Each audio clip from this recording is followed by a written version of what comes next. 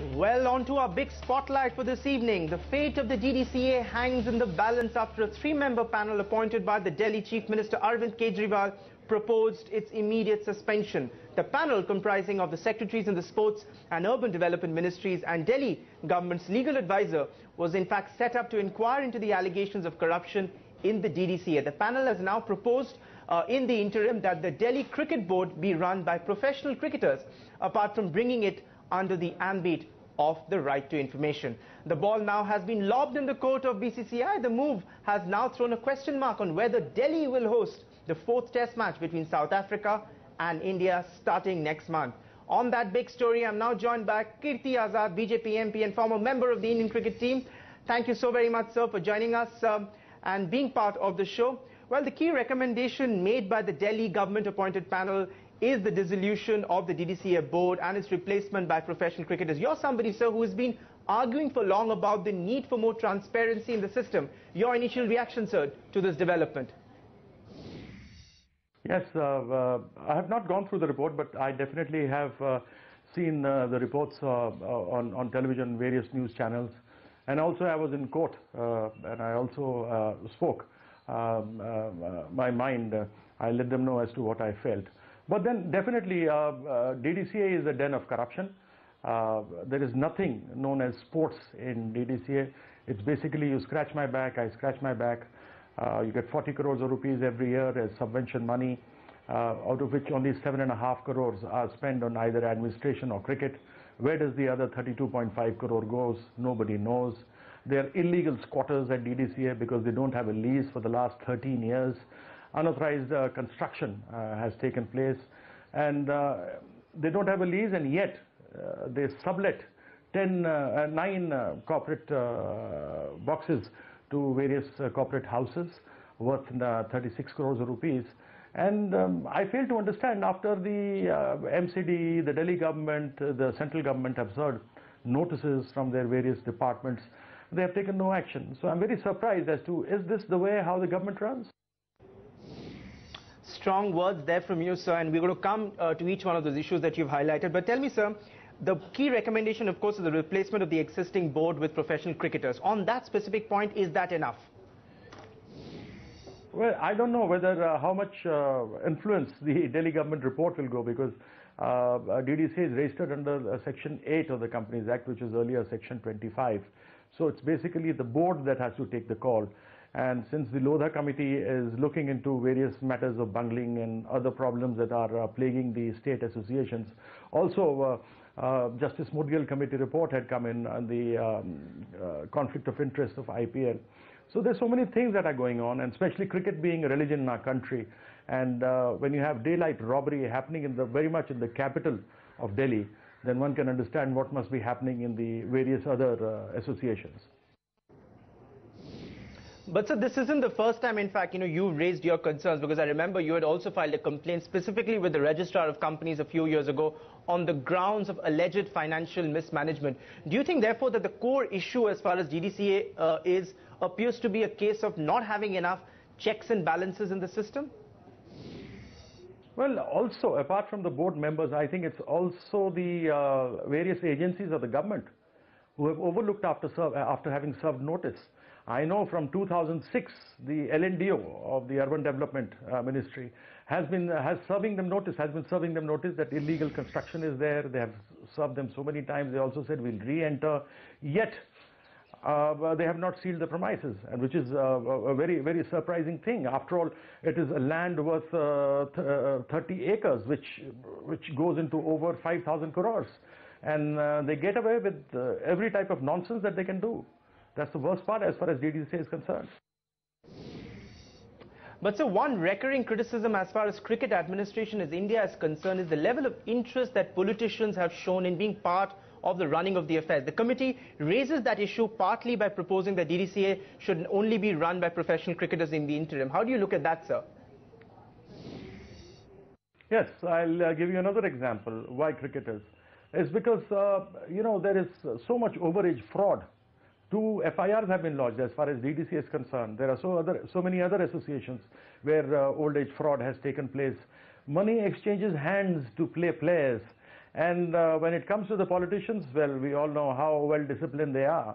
Although I am one too, but I am a sportsman at heart and a politician by choice. So I do feel my heart bleeds when I see the way they run cricket and have let corruption crept in to not only in cricket but various other associations as well.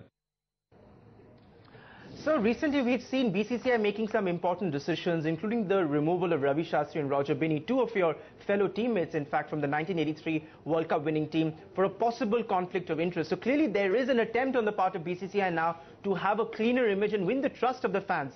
From that perspective, the DDCA issue now is in the ball is in the BCCI courts. How should they, you think, should respond to this, sir? Well, I don't think so that it's they have fully resolved the conflict of interest. I can give you a standing example of the Vice President of DDCA, Mr. C.K. Khanna, who's also the Vice President of the BCCI, who's also the Chairman of the umpiring committee, who's also the convener of under-16 teams that are being chosen in the DDCA.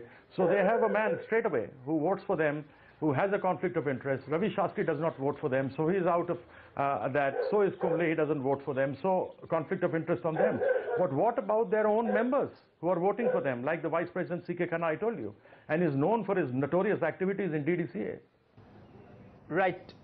So essentially then you're saying that there is still a long way to go as far as cleansing the system is concerned.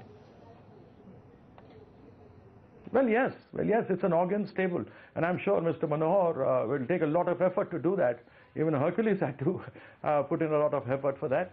So I'm sure it should come online. We are also expecting a report from Justice Lodha ASAP, so that at least things are streamlined. Now, what a beautiful game of cricket has turned into a political own to fill in their own coffers, and that's the most unfortunate part. Right, sir. So the panel has also proposed that DGCA should be brought under the ambit of RTI. Now, is that wishful thinking, sir, considering BCCI too has not been very keen on being brought under the ambit of RTI? No, I'll tell you an interesting story. I'll give you a very interesting story. One Mr. Subhash Agarwal, who's an RTI activist, a very senior man, I have great regards for him. He and his wife, they do that. They went in, the CIC wanted to bring them, they had given orders. They were going to give orders that the BCCI should come into the RTI Act. Then we had a battery of lawyers posing from the BCCI who came there, opposed it, and a stay was taken in the Madras High Court. Now, we can't go, everybody can't go, it's so much of an effort to go there as far as the RTI is concerned. Another very interesting fact is that the Kerala High Court, when somebody had petitioned against the Kerala Cricket Association, the Kerala High Court had called all office bearers of sports organizations as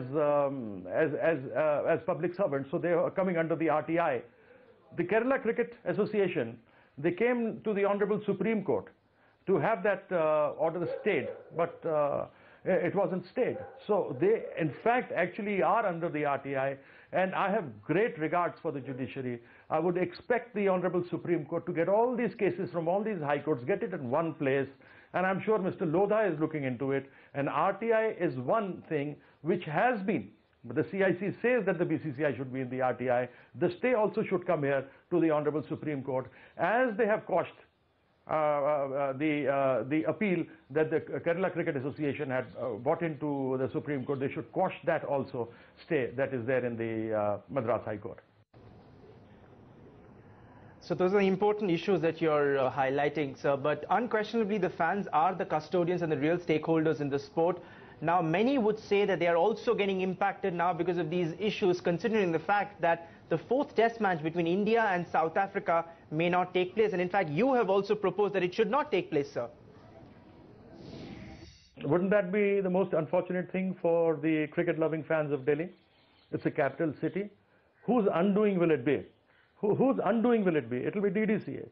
It's association of crooks, bandits, who loot, who loot the parents, who charge money to select children, who have violated every possible law of the land, and who else will be blamed? Who else will be blamed for it, except them? Right, sir.